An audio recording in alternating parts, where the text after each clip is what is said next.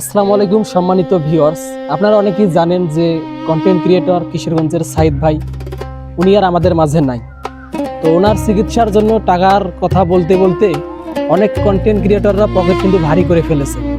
অথচ সাইদ ভাই টাকার অভাবে চিকিৎসা না করতে পেরে তিনি চলে গেলেন আল্লাহর ডাকে সারা দিকে।